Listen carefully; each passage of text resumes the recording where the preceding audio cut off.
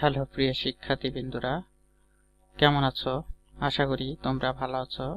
লেখাপড়া by MS পক্ষ থেকে তোমাদেরকে সবাইকে শুভেচ্ছা। আজ আমি তৃতীয় শ্রেণী ষষ্ঠ অধ্যায়ের ভাগের 69 পেজ নিয়ে আলোচনা করব। তো ভিডিওটা স্কিপ না করে বা টেনে না দেখে সম্পূর্ণ দেখার অনুরোধ রইল। তো আজকের ক্লাস শুরু করি। দেখো এখানে 59 পেজের প্রথম অঙ্ক কি বলছে।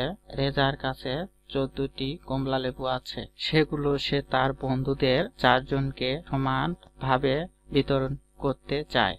প্রত্যেকে কয়টি করে পাবে? গাণিতিক বাক্য তাহলে কি হবে দেখো, 14 ভাগ কত? 4। তাহলে সমান ধরো যে ফাঁকা ঘর, এখানে কি ফাঁকা ঘর বাই করতে হবে।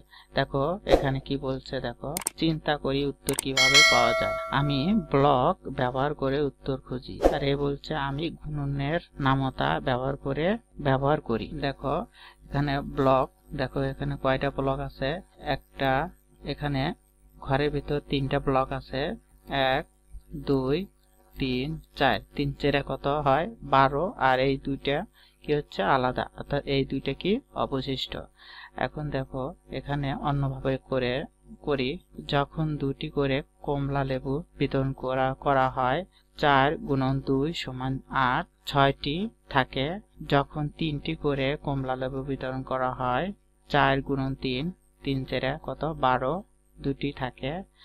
যখন 4টি করে কমলা লেবু বিতরণ করা হয়, তখন 4 গুণন 4 সমান 16, অর্থাৎ আছে কয়টা? 14টা, অর্থাৎ 2টা কি আছে? কম আছে। যদি আমি 14টি কমলা লেবু আমার 4 জন বন্ধুর মধ্যে বিতরণ করি, তবে আমি তাদের প্রত্যেককে 3টি করে কমলা লেবু দিতে পারি এবং 2টি কমলা লেবু অবশিষ্ট থাকে।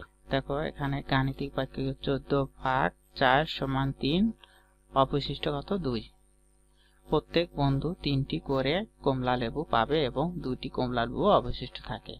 14 ভাগ 4 সমান 3, এখানে 3 4 12 আর অবশিষ্ট 2। দেখো এটা হচ্ছে ভাজ্য, এটা হচ্ছে ভাজক, এটা ভাগফল, আর এটা হলো ভাগ শেষ। এখানে দেখো 2 কি ভাগ। প্রিয় শিক্ষার্থীবৃন্দরা, আজকের ক্লাস এই পর্যন্তই। পরবর্তী ক্লাস দেখার আমন্ত্রণ জানিয়ে এখানে শেষ করলাম। সবাইকে ধন্যবাদ।